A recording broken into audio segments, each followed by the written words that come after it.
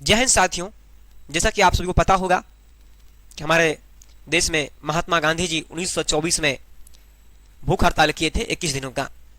और जब इन्होंने 21 दिनों का भूख हड़ताल किए थे तब जो है अंग्रेज महात्मा गांधी जी से बार बार आकर के उनसे उनका हाल समाचार पूछा करते थे। उन्होंने सत्य और अहिंसा के लिए आवाज उठाया था। और आपको यह बात जान करके बहुत हैरानी होगा कि हमारे देश में क्या हो रहा है। इस बात आपको पता ही होगा। हमारे देश के महान साइंटिस्ट, शिक्षाविद, इंजीनियर सोनम वांगचुक सर जो है पिछले 18 दिनों से भूख हड़ताल पर बैठे हुए हैं, लेकिन हमारे देश की सरकार एक बार भी इनसे हाल समाचार भी नहीं पूछने आई कि आखिर आप क्यों बैठे हुए हैं अनशन पर। एक बार भी नहीं पूछी है। हमारे देश में लगातार हो रहे नीट परीक्षा लीक, बहुत सारे पेपर्स लीक होते जा रहे हैं, दिन पर दिन होते जा रहा है, लेकिन शिक्षा मंत्री जी इसका जवाबदेही नहीं ले रहे हैं। ना ही शिक्षा मंत्री अपने पद से इस्तीफा दे रहे हैं।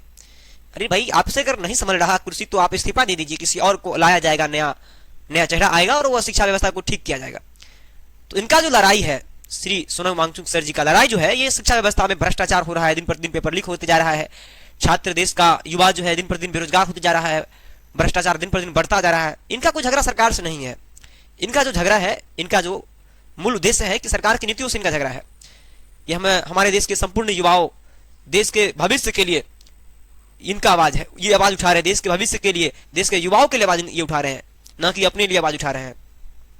तो इस पर आप सभी, हम सभी को एकजुट होकर के और सोनम वांगचुक सर और अभिजीत दीपके जी का जो है समर्थन देना चाहिए, समर्थन करना चाहिए। और जो सरकार सोई हुई है उसको जगाने का काम करना चाहिए, क्योंकि सरकार अपनी जवाबदेही नहीं ले रही है। और देश में जो इतना भ्रष्टाचार हो रहा है, इसके खिलाफ सरकार एक बार अपना मुंह से मतलब कुछ बोलबो नहीं किए हैं कभी।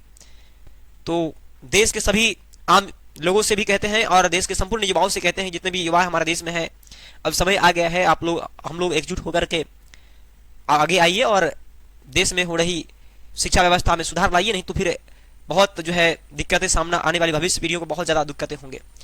तो आप लोग का इस पर क्या विचार है, आप लोग अपना राय दीजिए। और हम लोग फिर और हमारे देश की नेशनल मीडिया का भी देखिए, बहुत जो है इनका भी बहुत बुरा हाल है। एक बार भी इनके बारे में नहीं बताया, एक बार भी न्यूज नहीं चलाया। समझ रहे हैं, हमारे देश की नेशनल मीडिया का स्तर इतना गिर गया है नीचे कि एक बार भी जो है इन सब के बारे में एक बार भी नहीं बोलता है कोई। समझ रहे हैं, तो कहीं न कहीं मीडिया का स्तर तो बहुत गिर चुका है लोकतंत्र में, आप देख पा रहे हैं।